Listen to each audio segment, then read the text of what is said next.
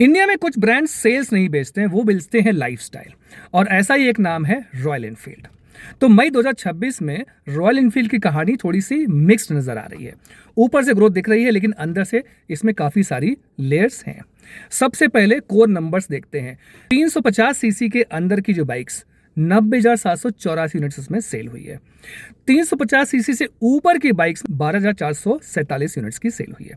मतलब साफ दिख रहा है कि 350 सीसी नीचे वाला सेगमेंट ही असली वॉल्यूम इंजन है।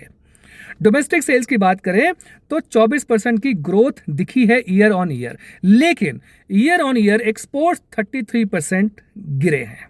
यानी इंडिया की डिमांड स्ट्रांग है, लेकिन ग्लोबल साइड पर प्रेशर आ चुका है। अब यहां पे एक और ट्विस्ट आ रहा है। अप्रैल 2026 के मुकाबले मई में जो डोमेस्टिक सेल्स है वो 10% डिक्लाइन हुई है। मतलब शॉर्ट टर्म में मोमेंटम थोड़ा सा स्लो हुआ है।